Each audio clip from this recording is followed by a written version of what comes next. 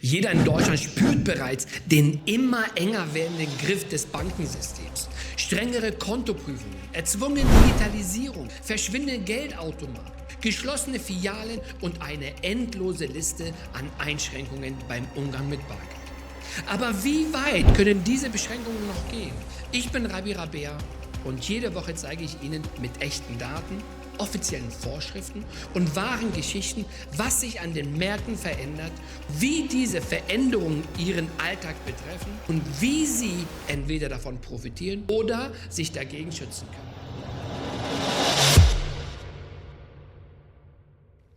Letzte Woche haben wir über den digitalen Euro gesprochen und über die neue Finanzarchitektur, die innerhalb der EU vorbereitet wird. Diese Woche zeige ich Ihnen ein reales Beispiel, in dem genau diese Regeln bereits landesweit umgesetzt wurden. In einem Land, das fast exakt denselben Weg gegangen ist, den Europa gerade einschlägt. Und wenn Sie wissen möchten, wohin Europa sich bewegt, zeigt Ihnen nichts das klarer als ein echtes Experiment mit denselben Schritten an echten Menschen in unserer Zeit. Also fangen wir an.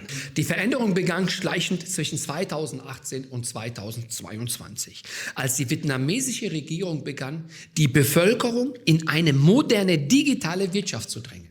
Vietnam baute über Jahre ein System auf, das verdächtig vertraut. QR-Codes zum Einkaufen, kleine Rabatte beim Bezahlen mit E-Wallets, staatliche Apps für Grunddienste und Bargeld, das langsam aus dem Alltag verschwand. Jeder kleine Schritt sah harmlos aus, bequem, effizient. Aber als die gesamte Bevölkerung von einer einzigen digitalen Infrastruktur abhängig wurde, wurde der wahre Zweck des Systems deutlich.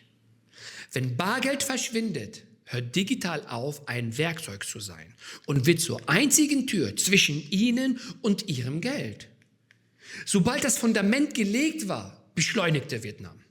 Banken förderten E-Wallets für alles. Behörden machten digitale IDs zur Pflicht. Soziale Leistungen liefen nur noch online. Bezahlungen erforderten zusätzliche Schritte. Barabhebungen mussten begründet werden. Kommt Ihnen das irgendwie bekannt vor? In der EU begann dieselbe Phase etwa zwischen 2020 und 2022. Deutschland führte digitale Steuersysteme ein, Meldungen für Bargeldtransaktionen und aggressive Regeln zur digitalen Identifikation.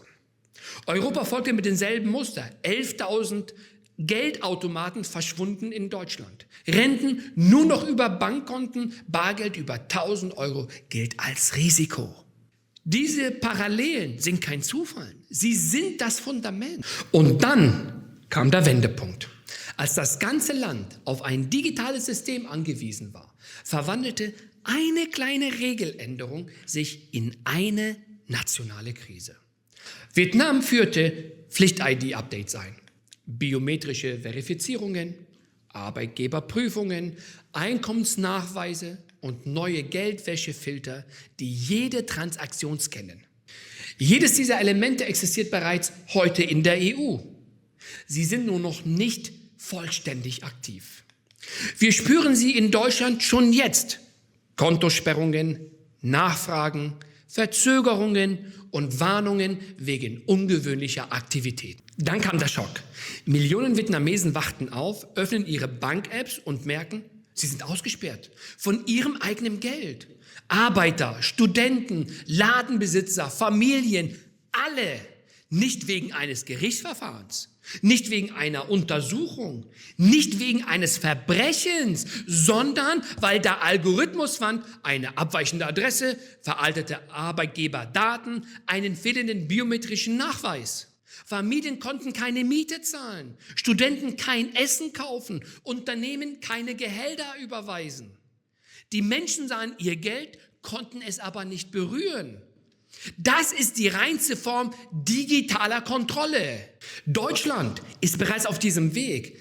Allein in 2023 wurden in Deutschland 1,2 Millionen Konten eingefroren. In der gesamten EU sind es jeden Monat Zehntausende. Und Europa baut gerade dieselbe Architektur auf. Digitale Euro-Wallets, Ausgabelimits, automatische Sperrungen. Vietnam hat es gezeigt, sobald Geld digital wird, wird Zugang zu Geld zur Bedingung. Und Deutschland bewegt sich rasant in diese Richtung. Heute ist Vietnams System vollständig digital, vollständig überwacht und vollständig an die nationale ID gekoppelt. Jede Zahlung, jede Abhebung und jede Überweisung ist mit Identität, Verifizierung und Echtzeitkontrolle verknüpft.